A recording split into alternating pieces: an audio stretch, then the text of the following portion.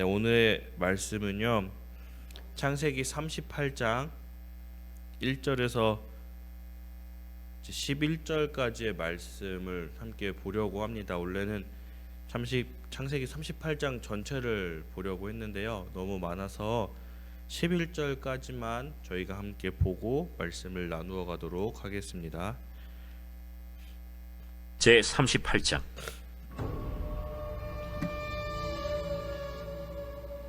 그 후에 유다가 자기 형제들로부터 떠나 내려가서 아둘람 사람 히라와 가까이 하니라. 유다가 거기서 가나안 사람 수아라 하는 자의 딸을 보고 그를 데리고 동침하니 그가 임신하여 아들을 낳음에 유다가 그의 이름을 엘이라 하니라. 그가 다시 임신하여 아들을 낳고 그의 이름을 오난이라 하고 그가 또다시 아들을 낳고 그의 이름을 셀라라 하니라.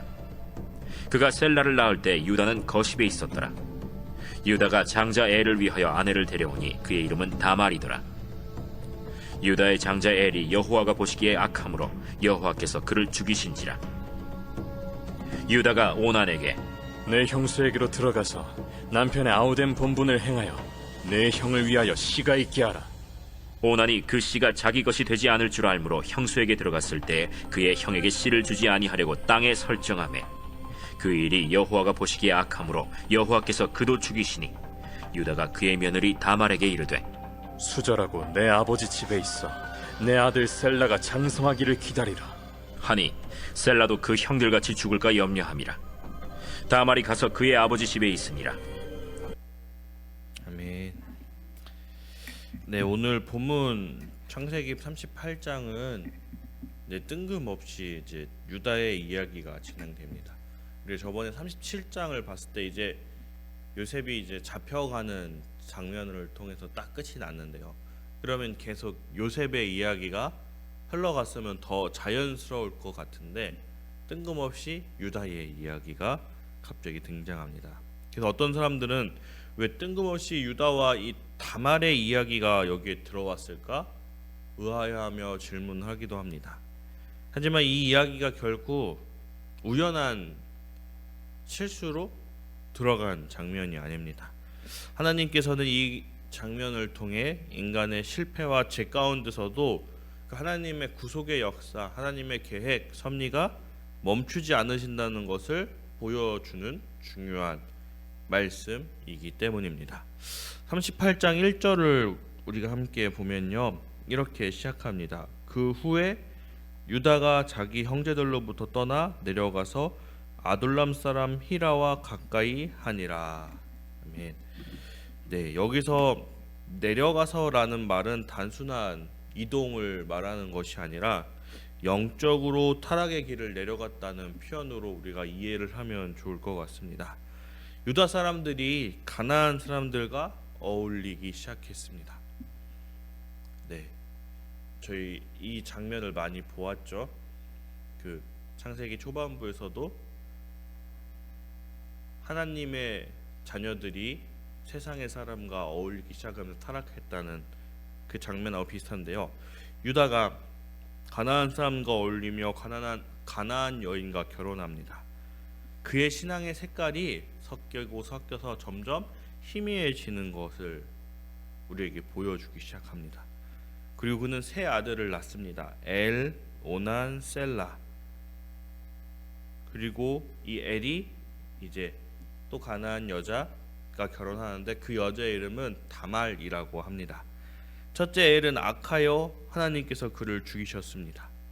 둘째 오난도 자기 유익을 위하여, 그쵸, 자기가 다말 형수와 함께 관계를 맺어서 자녀를 낳으면 자신의 재산까지도 그 자녀에게 상속해줘야 하는 그런 것들도 있고 여러 가지 환경 가운데 관계를 맺었으나 이제 설정을 하게 되는 그런 죄를 지게 돼서 하나님의 심판을 받고 죽습니다. 그리고 그것을 이제 유다는 며느리 다말에게서 원인을 찾습니다. 다말 때문에 우리 아들이 죽었다. 그리고 다말을 시댁에 내보냅니다. 자신의 책임을 회피하고 있는 것입니다.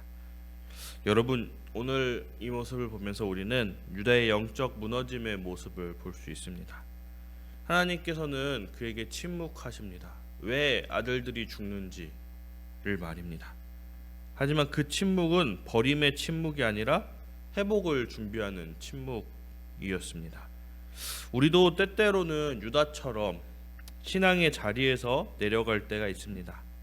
세상과 어울리며 하나님보다 눈앞의 현실을 더 의지할 때가 있습니다. 그때 하나님이 아무 말도 안 하시는 것 같습니다.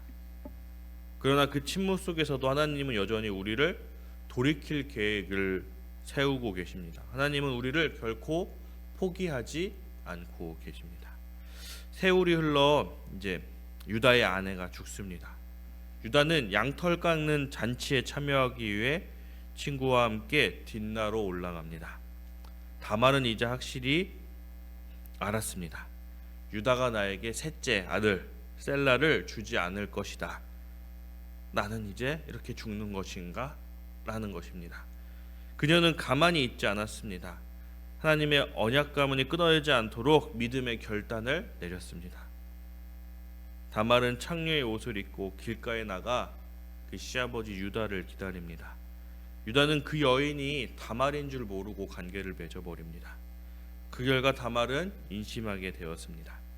여러분, 이 이야기를 들으면 좀 우리에게는 불편하죠. 도덕적으로 불편합니다.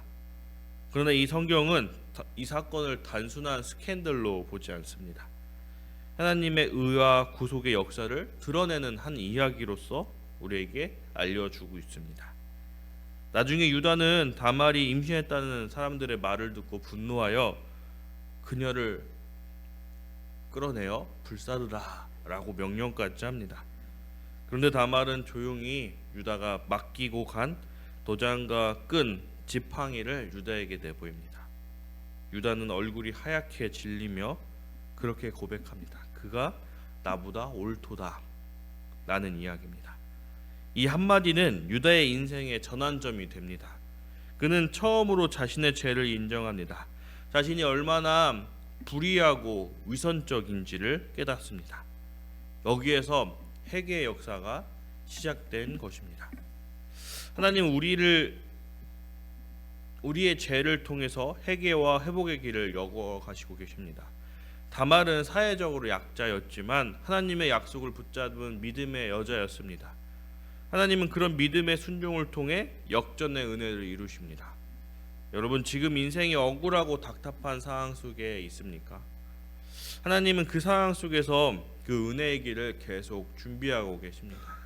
저번에도 우리가 함께 보았었지, 그 요셉의 억울한 상황 속에서도 하나님은 결국은 요셉을 총리로 이끌어 그가 이스라엘을 구원할 그 하나님의 섭리를 계속 이루어 가셨듯이 우리가 믿음으로 한 걸음 나아간다면 하나님은 그 한 걸음을 통해 회복의 문을 여시고 그 하나님의 계획을 우리에게 보여주실 것입니다.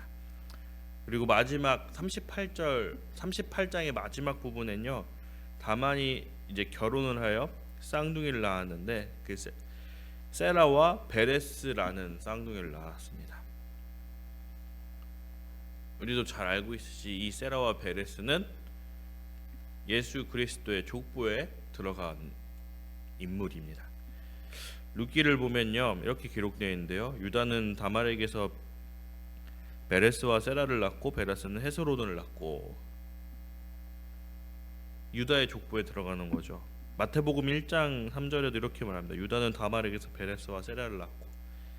하나님은 유다와 다말이라는 그 흠많은 사람들을 통해 예수 그리스도의 구속 계보를 계속해서 이어가고 계십니다. 이것이 바로 은혜입니다. 하나님은 그 인간의 실패 속에, 연약함 속에 구원의 역사를 멈추고 계시지 않습니다. 인간의 불완전 가운데서도 하나님은 그 불완전한 사람을 통해서 하나님의 역사를 계속 이루어가고 계시다는 것입니다. 하나님은 완벽한 사람을 통해 일하지 않습니다. 회개하는 사람을 통해 일하며 하나님을 다시 바라보는 사람을 통해 일하십니다. 우리의 과거가 아무리 어떻든 하나님은 그 과거를 통해 더 큰 놀라운 은혜의 역사를 써 내려간다는 걸 우리가 한번 묵상해 보기를 원합니다. 유다의 후손으로 예수님이 오셨다는 사실을 우리 모두에게 하나님은 실패한 자를 통해 큰 구원의 역사를 이루신다는 메시지를 오늘 우리에게 알려주고 있습니다. 여러분, 오늘 말씀 창세기 38장은요 인간의 그 추악함을 숨기지 않고 보여줍니다. 자신의 이익을 위해 관계는 맺으면서 자녀를 맺지 않기 위해 노력하다 죽은 그 오난의 모습도 추악함의 한 모습이고, 그리고 아무렇지도 않게 다른 여자와 관계를 맺어버린 그 유다의 모습을 보며 우리는 또 추악함을 보게 됩니다. 그 유다의 타락, 그리고 다말의 담대한 행동, 복잡한 관계들. 하지만 이 모든 이야기 속에서 우리는 하나님의 은혜를 결국 보게 됩니다. 유다는 신앙에서 내려갔고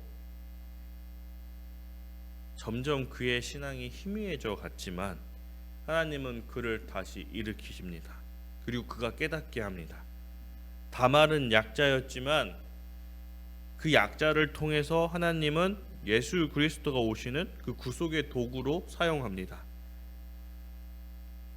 하나님의 그 은혜는 인간의 죄보다 크고 연약함보다 강합니다. 우리의 실패보다 깊으며 우리의 잘못보다 더욱더 강합니다. 여러분, 우리의 삶에 깨트려진 부분이 한 부분씩 있을 것입니다. 실패의 흔적도 있을 것입니다. 그것을 하나님께 올려드리는 우리 모든 여러분 되길 원합니다. 하나님은 그 실패의 조각들로 그냥 놔두지 않으시고요, 그것들을 구원의 한 그림으로 완성해 주실 것입니다. 하나님의 은혜는 우리의 실패 속에서 멈추지 않으실 것입니다.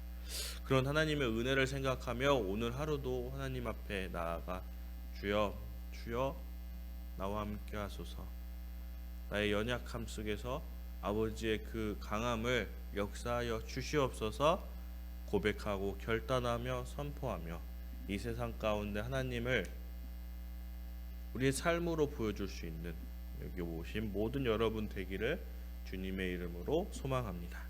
기도하겠습니다. 사랑과 은혜가 많으신 하나님 아버지, 감사합니다. 오늘 다말의 이야기를 함께 해보았습니다. 인간적으로 보면 어떻게 이렇게 할 수 있을까라는 이야기입니다. 그렇지만 하나님은 이런 이야기를 통해서도 하나님의 은혜의 역사를 보여주십니다. 죄 많고 연약한 자가 아버지와 함께함으로 아버지의 은혜 가운데서 아버지의 구속의 역사를 이루어 가신 그 큰 은혜를 맛보게 하심을 아버지 우리는 보았습니다. 우리의 삶 속에서도 이 말씀이 적용되리라 믿습니다. 우리의 죄악과 무지함과 어리석음 가운데서도 주님 우리를 인도하여 주시옵소서. 그 인도하심 가운데 아버지를 바라보며 아버지 은혜 가운데 거기에 붙잡아 주시옵소서. 아버지를 사랑한다 고백하며 감사로 이 삶을 살아가게 하여 주시옵소서. 하나님 아버지, 우리 신월절교회 공동체 안에 수많은 아픔으로 인해 힘들어하는 성도들이 많이 있습니다. 육체적 고통, 정신적 고통, 또 물질적 고통, 수많은 고통들 가운데 아버지 신음합니다. 쓰러져 있습니다. 아버지 함께하여 주시옵소서. 아픈 자 있다면 일으켜 주시고 손을 대시어 치유하여 주시옵소서. 물질적으로 부족한 자가 있다면 주님이 다시 채워주시고 아버지 그 채움을 통해서 주님께 헌신할 수 있는 아버지 큰 은혜를 역사하여 주시옵소서. 감사합니다. 예수 그리스도 이름으로 기도하였습니다. 아멘.